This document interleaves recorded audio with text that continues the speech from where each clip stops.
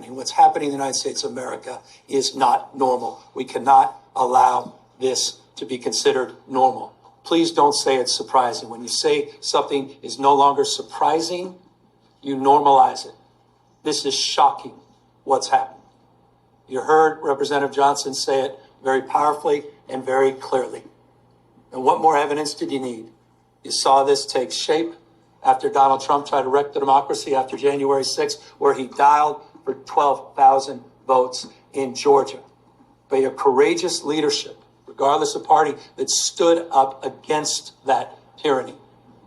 Now he's dialing up for seats. He called Greg Abbott, who doesn't have the courage, doesn't have the backbone, doesn't have the consciousness of the consequences of his action.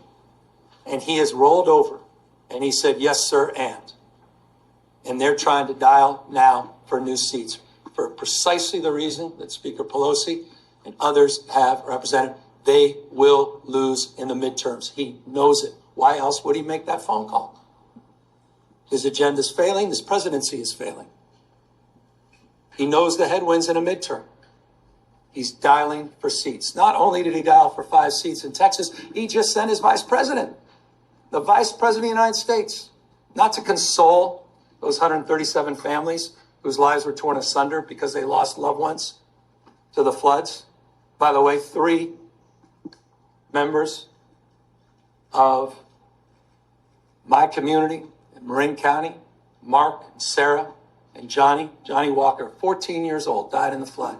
Mark, 50 years old. Sarah, same age. Family, friends. We were at their memorial yesterday.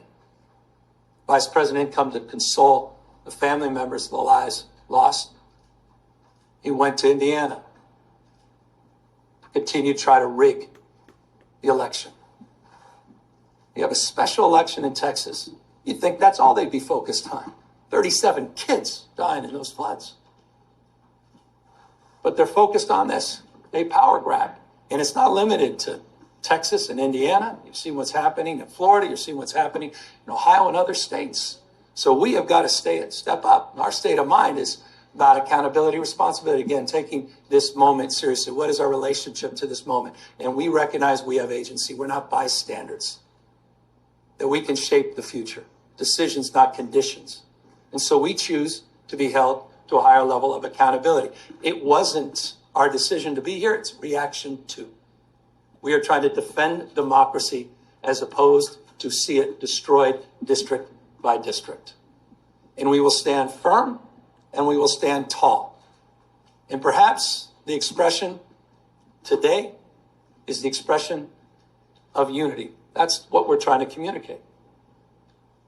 You have congressional representatives here, the leader of our congressional delegation. They are unanimous in their support of moving in this direction. You have the speaker and the pro tem, and they strong support of their caucuses, and leaders of critical committees and caucus are here to express support. We are moving forward. Make no mistake.